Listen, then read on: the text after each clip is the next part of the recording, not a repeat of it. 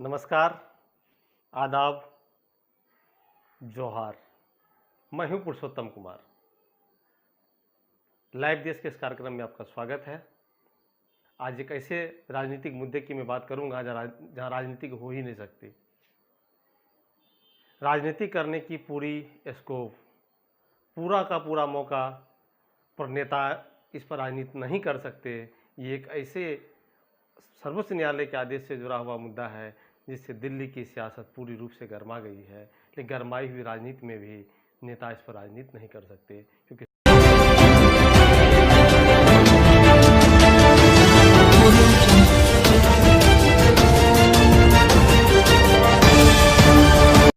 यह कुछ ऐसा ही मुद्दा है कि जहां थाली में भोजन परोसा हो पर उसको हम खा नहीं सकते। ऐसा है कुछ राजनीतिक मुद्दे पर राजनीतिक नहीं करने की नसीहत देश के सर्वोच्च न्यायालय ने दिया है।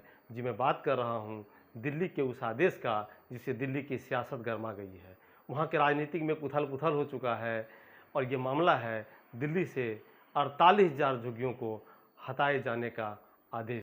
कोर्ट ने स्पष्ट कहा है, जिम्मेदारी चाहे दिल्ली सरकार की हो या केंद्र सरकार की, उसे हर हाल में झुग्गियों को हटाना पड़ेगा और इसे चरणबद्ध तरीके से हटाना है।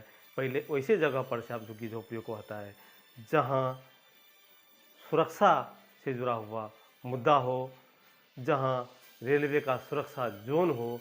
ऐसे झुग्गी झोपड़ी को पहले खाली कीजिए, उसके बाद चरणबद्ध तरीके से पूरे झुग्गी झोपड़ी को खाली करना होगा। ऐसा सुप्रीम कोर्ट ने अपने आदेश में दिल्ली सरकार और केंद्र सरकार को निर्देश दिया है।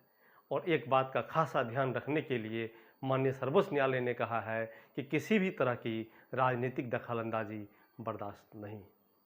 सर्वोच्च न्यायालय ने अपने आदेश में कहा है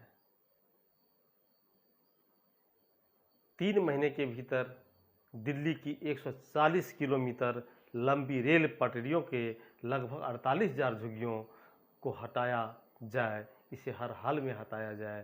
साथ ही सुप्रीम कोर्ट ने यह भी कहा है कि कोई भी अदालत झुग्गी झोपड़ी को हटाने पर कोई भी स्टे नहीं दे सकती है। अगर कोई अदालत ऐसा आदेश देती है तो प्रभावी नहीं होगा।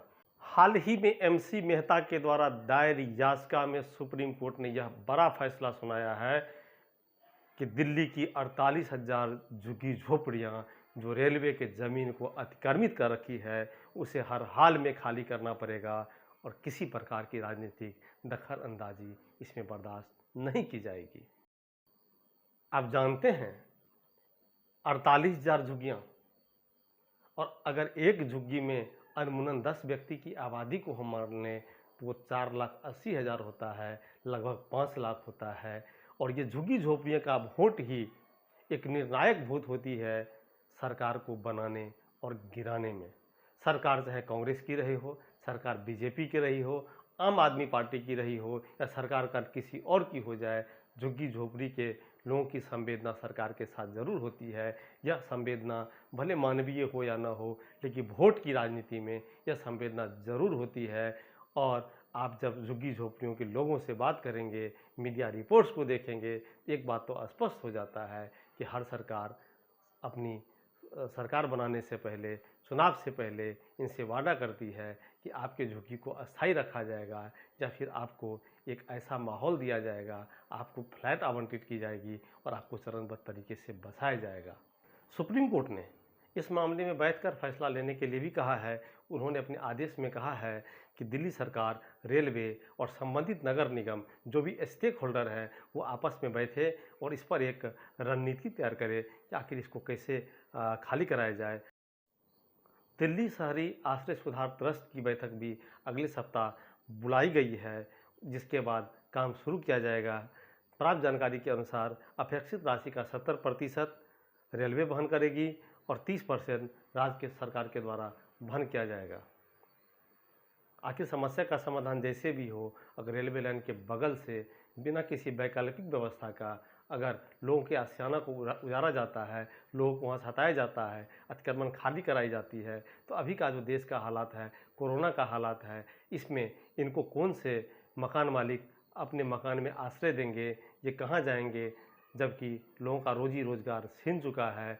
लोगों को यहाँ तक कि खाने के लाले पड़ रहे हैं। ऐसे में कोर्ट का यह आदेश का भी पालन करना है और सरकार को भी एक उचित कदम उठाने की ज़रूरत है। अब देखना है कि दिल्ली की केजरीवाल सरकार और केंद्र की मोदी सरकार इसमें क्या पहल करती है और क्या कदम उठाती है। हम फिर मिलेंगे आपको अगली रिपोर्ट में। तब तक के लिए आपसे विदा चाहते हैं। अगर आपने हमारे चैनल लाइव देश को सब्सक्राइब नहीं किया है, आप सब्सक्राइब कर ले। सब्सक्रिप्शन के बाद बेल आइकन को दबाएं ताकि आप तक हम अपनी वीडियो को पहुंचाते रहे। फिर हम मिलेंगे एक नई रिपोर्ट के लिए। तब तक के लिए आपसे विदा लेते हैं। जय हिंद, सत्यमेव जयते।